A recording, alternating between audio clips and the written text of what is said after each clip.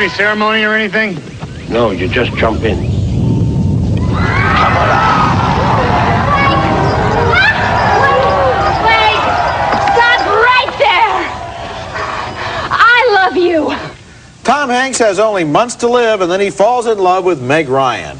That's in Joe versus the Volcano, one of 5 new movies we'll be reviewing this week on Siskel and Ebert. I'm Roger Ebert of the Chicago Sun-Times. And I'm Gene Siskel of the Chicago Tribune. Our first film is Joe versus the Volcano, an offbeat fairy tale written and directed by John Patrick Shanley, best known for his script of Moonstruck.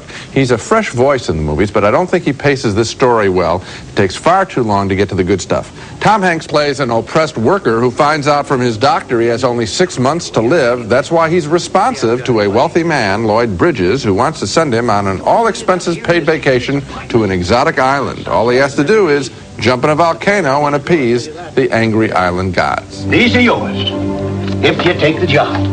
It'll be 20 days from today before you'd have to actually jump into the volcano. You could shop today.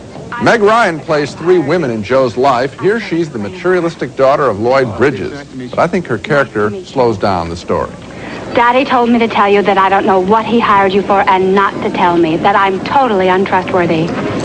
I'm a flipper to gibbet. Come on, let's get out of here. Joe is still on land for more than an hour into the movie when he meets another Meg Ryan character, a more upbeat daughter of Lloyd Bridges. She'll be going on the trip with him to the island. Where are you going?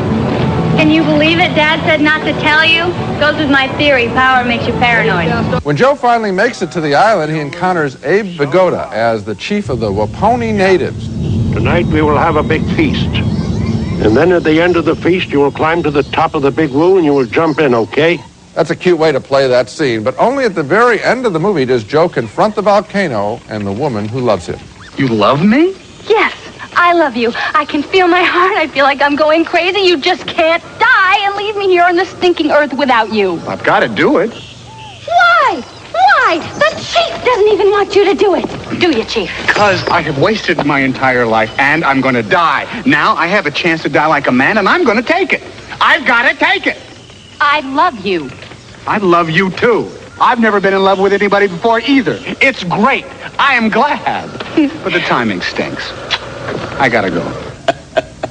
There are wonderful moments in Joe versus the Volcano, and I want to recommend this movie for those special pieces of dialogue by John Patrick Shanley. But as I said before, I think he really draws out the premise of the story far too long, of Joe being miserable at work. That sequence goes on, and far too long with too many daughters. I think the script needs to be pared down, cleaned up, to let Tom Hanks interact with fewer but juicier characters. There's a wonderful chauffeur he meets played by Ossie Davis.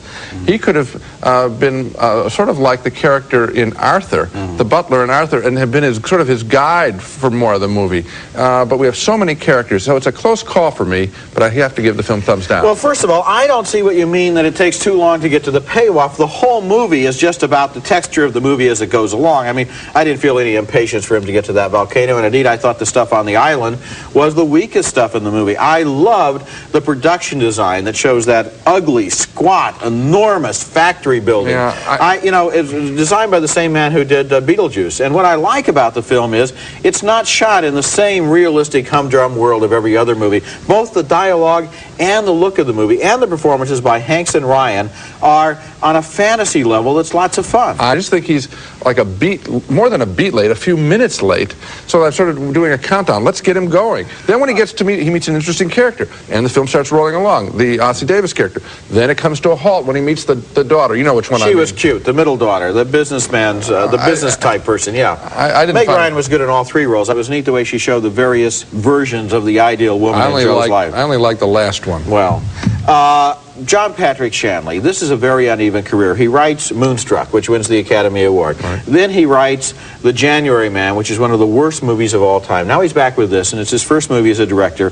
And I really liked the way that he goes for this kind of Moonstruck sort of feeling in all of his movies, where people, had, you know, if you believe in magic, if you, not to coin a phrase, if you have faith in yourself, if you believe that strange things can happen, they will. And that's the note in this movie that's so much fun. That is the note that I like in the film, and I think this guy is a great asset in the film industry. I just don't think he's paced his story very well, and the end of the picture is sweet, and the drive of the film is nice, and I don't like having to give it a negative vote, but I do because I think so many of the movies we see are just made up out of the bits and pieces. It's better than all of those movies. It's better than those movies. This is an original movie with an original vision. Okay, next movie. Badly Our paced. next movie is an awesome